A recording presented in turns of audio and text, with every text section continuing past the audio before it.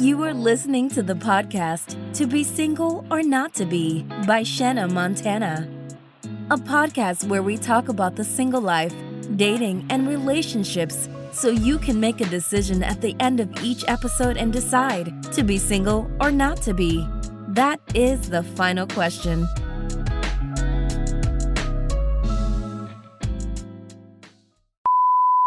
This is the To Be Single or Not to Be podcast, and we're doing what? Running it back. Hi, guys, and welcome to the To Be Single or Not to Be podcast with the new Running It Back series, which I hope that you guys have enjoyed thus far. So today, we are diving into an episode that we recorded way back when on April the 1st of 2019. And on this episode, it was titled, I Want a Husband! And we're going to talk about, like we did then, why everybody at the time wanted a husband. And I think that present day, a lot of people still do want a husband, but the views have changed somewhat. And a lot like the last episode, this is one where it just really blatantly stood out to me that while some views were the same, I think I had more views than not that had changed. So we are going to get right to it.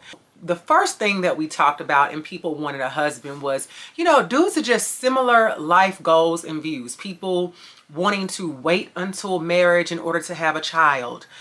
People feeling like that was just the trajectory of life. Like you go to college, you get a career, you get a husband, you have a child, the American dream, quote unquote, the white picket fence with 3 kids and the dog.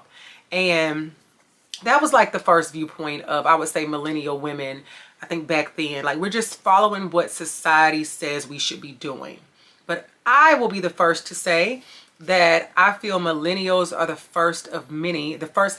I will be the first to say that millennials are, I feel, one of the first generations that is going away from the norm and really breaking away from what society says we should be doing since I've been on this earth. I know there have been a lot of movements well before I came along, but since I've been an adult, I feel like our generation is really just breaking the mold on what society says we should be doing and going a different direction, not just to rebel against it, but because we are making different decisions that are better suited for our life over what our parents may think is better suited or what society may think is better suited for us. So the difference there was that I think some people still hold true to those views and nothing wrong with that. But the other part that was a huge thought was around marriage and kids. And so what I'll say changed with my perspective of that was back then I was of the notion like, I want to wait until I'm married to have a child. And I even had a friend that was of the thought process of like, you break, you buy. Meaning like if we have sex and happen to get pregnant, even though especially as you get older, there's no happen to get pregnant. But if we get pregnant, you got to marry me. And I do not feel that way anymore. And I'm going to tell y'all why. So marriage is a relationship. And with any relationship, there is no return, no guaranteed return on investment. So you can get married, you can have the child. That does not guarantee that that relationship is going to work out where you all are going to stay together forever. And I'm not just saying somebody's going to get up and just leave. People pass away. People go to jail. Things happen. People wake up and just decide they don't like the person anymore. So now we are just going our separate ways. But I used to feel like in my mind, for some reason, like marriage guaranteed something back then. And I now am very super, hyper, wildly aware that marriage don't guarantee shit. At the end of the day, you have two people who have made a decision to come together and have signed this contract and made this business agreement that we are going to be together and we're going to do life together. And I know that life be lifing. Life happens. And I know more than one woman that walked into a situation that looks exactly like I described, had a child, was on the yellow brick road to whatever I guess happily ever after looks like. And now that husband is gone for good reason in most instances. So I will say that I now understand that I could see the almost like safety blanket of being in a marriage and having a child and almost like having a guaranteed 2 incomes, having a guaranteed second set of hands. having a guaranteed, person to help you with the rearing of this child. I get the concept, not against it. I do have a desire to be married. However, what I do know is that, and I think as I talk this through, my mindset is that I'm of the age in space and place in my life where I could have a child with someone that I'm not in a marriage with, but I'm in a serious committed relationship with. Now, there are some people that don't even need that portion, and that's fine. That's just not my MO. But I also think that how I'm operating and being my most authentic self and making sure that I'm looking for a person that's able to lead me places and it's going to, be the head of the household and it's going to be aligned with the vision and the mission I have for my life and the same values and integrity. I think that I would end up being with that person and being married anyway. So I could say, yeah, I'm okay with having a child. I'm okay with having a child out of wedlock. But I think that ultimately with how I operate, I will wind up in a marriage having a child anyway. But this goes against what I said, still all those years ago. I really felt like there's no way in hell I'm going to do it if I'm not in a marriage. And I just don't feel like I don't feel that way anymore. But I think also because I now know that, and I'd highly recommend that women don't do this, is, don't have sex with someone that you're not comfortable with them possibly being the father of your child. And I'm not trying to dictate women's bodies. I'm not judging. I'm just saying that if I'm having sex with someone, even if I use protection, there's a chance that I can have a child with this person, even if I'm not in a relationship with them. So I'm going to try to only engage in sexual activity with people that are of good character, that do have integrity, that do have morals and values, were not raised by wolves, and would be enough of an upstanding person to want to be a parent in this child's life in the capacity that would be desirable for us all. So that said, I just try to look at it that way. The long and short of it is, as we get older, I think we should stop. As we get older, I think we should try our best to stop putting ourselves in situations that are not going to be beneficial for the productivity and upward progress of our life. I think when you're younger, you kind of have those moments and you go through certain things where it's like, I shouldn't have done that, and you kind of live and you learn. But I think as you get closer to 40 and higher, I'm not saying no mistakes can be made, but don't y'all think some mistakes should stop being made at a certain age? Like, it's almost like if a person called me right now and it's like, so-and-so in jail, I'm going to be like, the fuck for what? What was they doing? Like, at this point in life, we just really, I'm a rule follower, but at this point in life, like, what are you really out here doing that you going to wind up in jail? Are you stealing? Are you fighting? Are you vandalizing property? Are you driving under the influence? It's a number of things in life that yeah, I'm okay with saying that. As we get older, you should get wiser. But we all know everybody grows up in age, but they don't grow up in maturity. That's a fact. But I think we should try to do a better job at making more mature and wiser decisions. So I'm not of the same notion that my guest was at the time of the whole, like, you break, you buy thing. No, I feel like if I was to make a decision where, I got broke, meaning that, I got laid down, sitting down, stand up. I ain't standing up. I'm down because I decided to have sex with a person that I'm not in a relationship with.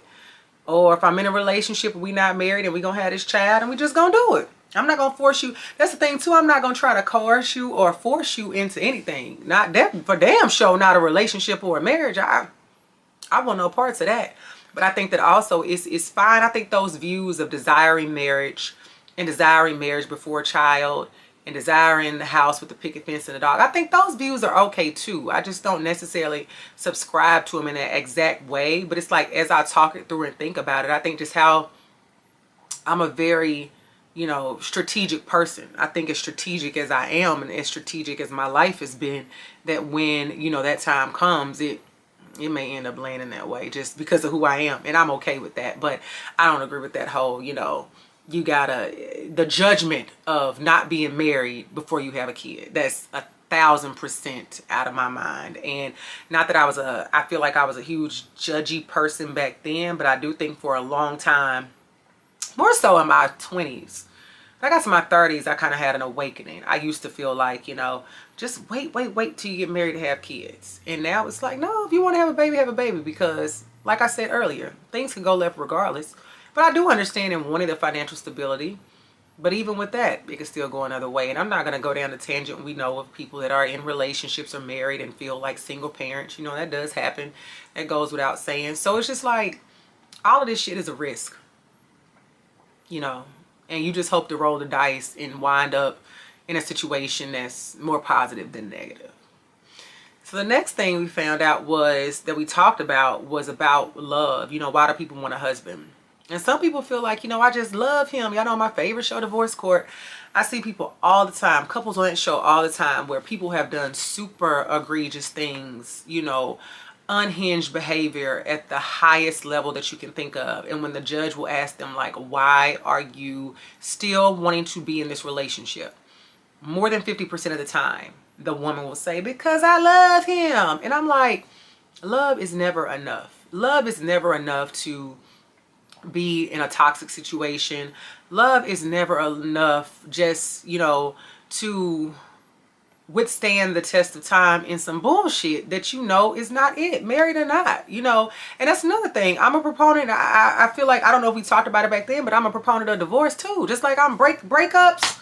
I ain't trying to be the breakup queen, but if this shit ain't working, we gotta go. After we exhaust, all options that we can. But, that notion back then of feeling like, people would say, oh, I'm in love, I found someone, I want to get married.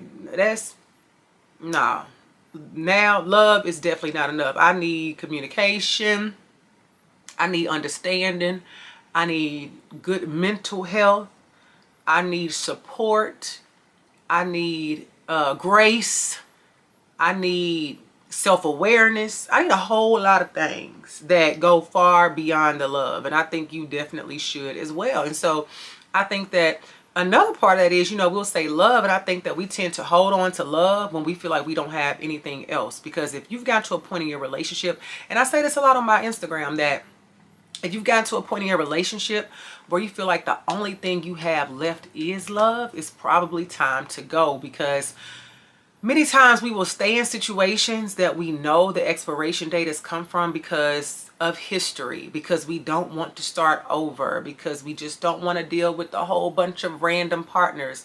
And that's something we talked a lot about back then, that we tend to get in this space where, at one point we have all this freedom and we enjoy the fact of being able to be single and date around. But sometimes when you get into a situation, no matter how bad it is, you are really just like your focus is only on the one little piece that's good. And sometimes that one little piece may just be the love. But again, that's not enough. So we have to understand that in walking away, there is beauty that you will eventually get to, where you see the value in it and you understand that you don't have to have a whole bunch of partners, but you may have to be single for a little while. Because once upon a time, some good friends told me that, I was saying how I was dating and dealing with these numerous guys, and my friends were like, well, Shana, you hanging out with them 4 different guys, you actually can get that same love that you're looking for. That's not love. I just said love ain't enough. You can get all those things. So say, for example, I'm like, I go to dinner with this one. This one's funny. This one's affectionate. This one's a good communicator. They were like, you can actually like find like one person that will have like all those things combined in one. And I'm like, well, when y'all find that nigga, send him my way. But I got exactly what they were saying, in a sense that, like, sometimes we tend to just feel like it's exhausting. Love and dating and relationships can be exhausting at times. And if we feel like, again, that love is almost like this anchor that will hold us back from doing the things that we need to do to really get through to the happy and healthy relationship that we desire. So whether that's saying that we have history with this person and we don't want to leave, we don't want to deal with a lot of different people, we don't want to start over, we don't want to accept the fact that this relationship has ended, we don't want to accept the fact that possibly this person does not love us anymore, but yet and still here we are. So we have to be able to really just look at these situations and understand that, love is not enough. But on the flip side of that, the variables that come with being with a person when you know that the love is gone is not enough either.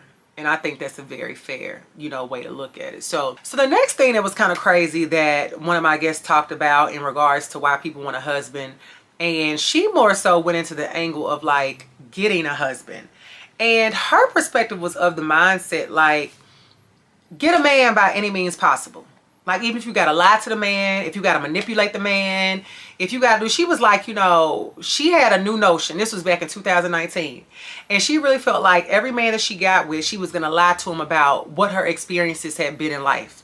And what she meant by that was like, if a man was like, have you ever been out of the country? And she was like, I'm going to be like, no, I've never been any further than the state lines of Tennessee. Like, I've never been to Mexico. I've never been to Paris. I've never been to a steakhouse. I've never been to this. And so it was like, why do you feel like, why would you do that? And her philosophy was that men would probably relate to it because them niggas stay lying too. And so I was like, well, my thought process even at the time and now was like, if you start out lying, at what point do you stop lying?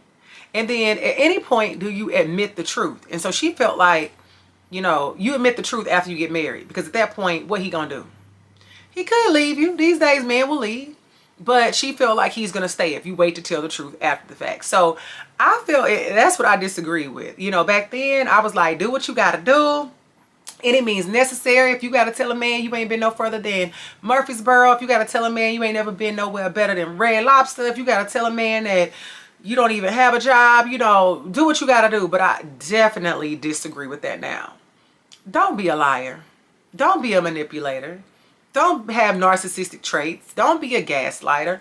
Show up authentically as who you are. And if you are with someone that if you tell them the truth about who you are, whether it's a trip or your traumatic childhood or your life's history, if it's something that's going to scare that person away or is going to be a problem, you want it to be. So that's a good process of elimination.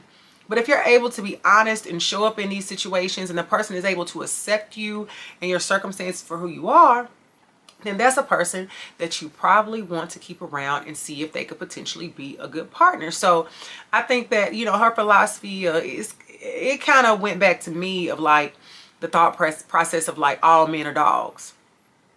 Do y'all believe that? Do y'all believe all men are dogs? That's a good question. I don't think that all men are dogs. I think, because the thing is, for me, I feel like if you're going to say that all men are dogs, if you're able to say that all men are dogs, that's the same as a man coming back and saying something like all women are hoes. And we know that's not true. Like, I never want to try to throw a label on or a title on anyone that I wouldn't want thrown back to me. It's kind of like, well, I don't like to do things that I don't like done to me. But I don't feel like, I feel like people lie. People are liars. I feel like people are cheaters. I feel like people do negative things, but I'm not going to categorize a man that in depth, nor agree with that any longer, that if you have to lie to get the husband or, manipulate to get the husband or to get the relationship, that that's what you need to do what you got to do. Nah, we're past that. We've grown up. What I say, I think it's some age that we should grow up and start making different decisions and better decisions. And I think that's one of them. So that philosophy she had back then about, lying to get a man. And, I think it was a way of her expressing really just like trying to get a man to, they always say like, I'm not going to say be helpless, but you'll hear people that talk about relationships like, let your man take the lead, make him feel like you need him, make him feel like you need his help. That's fair. Because you do want a man to do things and you want him to know that he is needed, but you ain't got a lot to do it. You ain't got a lot to kick it. So I'm not a fan of that one at all. And then the other part of that is I feel like that mindset that we had back then and allowing that thought process was almost like thinking that relationships are a game.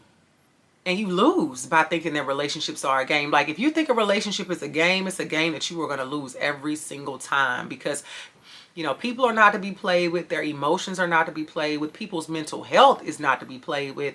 People in general are not to be played with. So you don't want to play a game of lying, because even if you feel like you have the mindset that all men are dogs or all men lie, That sounds like some work that you need to do to figure out where that is coming from. Like, has that been your experience and that's why you feel that way and you're stuck in that one area? Because I've definitely experienced liars in relationships, but I don't feel like all men operate in that same capacity. And then on the other hand, you know, I've experienced cheaters in relationships. I don't feel like all cheaters, all men operate in that same capacity. I've experienced a lot of things in my life that I know for certain are not one size fits all. So I'm not gonna ever try to put that on an entire sex and think that that's the way for us to find a husband. It's absolutely not. So again, I think that, you know, similar views and perspectives of wanting marriage and wanting to have marriage happen in a certain way with kids and things like that is still very fair. I'm okay with that.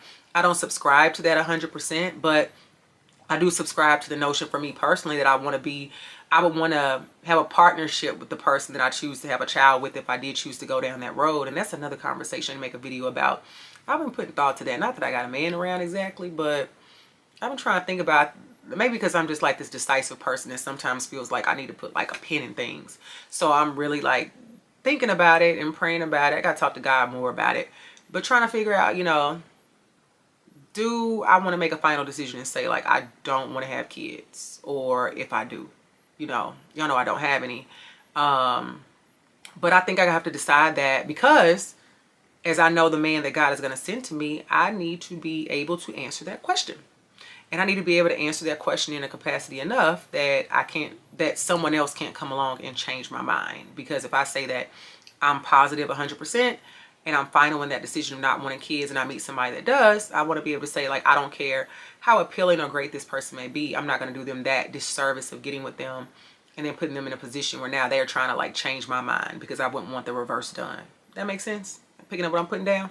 So that said, going back to it, you know, views and perspectives, I don't feel like you break, you buy. If I get in a situation where, you know, somebody done got me, I done slipped up, then that's just what it is. I'll deal with it.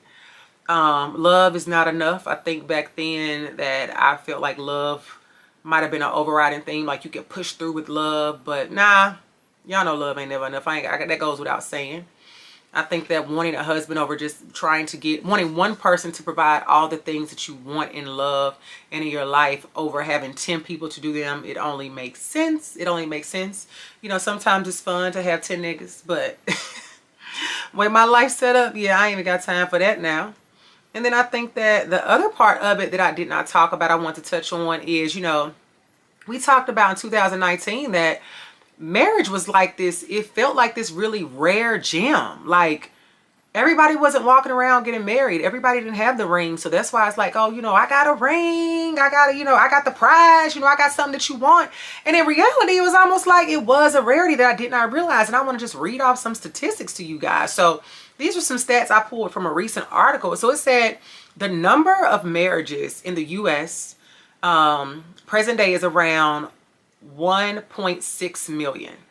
The US population is 331 million. So what percent is that? That's real small. So you see why it's like, yeah, it's a rarity. It says the marriage rate is 5.1 per 1,000 people, down from 6.1% per 1,000 people in 2019. In 2021, there were 61.45 million married couples in the United States. Again, 331 million people. We didn't even hit 100 million people being married. It said the marriage rate is the lowest today since the U.S. government began keeping records in 1867. This is crazy. Approximately 80% of households were married couples 70 years ago, compared to 49% of married couples today. Among unmarried adults, 58% say they wish to get married in the future, 27% are unsure if they want to, and 14% say they do not want to get married at all. So those stats are very telling. And when it comes down to saying I want a husband, it's a lot of people. It's not as many people, I'll say, that are saying, I guess I want a husband as I thought. So based on what I just read, those stats, those are very telling. If right now the marriage rate is the lowest today since the U.S. government began keeping records in 1867. I need to go find a dissertation, a think piece on why that is. But I think we know, and I'm not going to go down this hole. We know that people stayed married a lot longer back in the day because they really had to. It was almost like a means to survival. And we don't have to live that life anymore present day. So I'll say, if you want a husband, that's cool. I want a husband. Clay Thompson, Jesse Williams, make me join. I don't want. I want all that. But make sure you're just doing it for the right reasons, and we'll wrap with that. So, signing off, yours truly, Shanna Montana.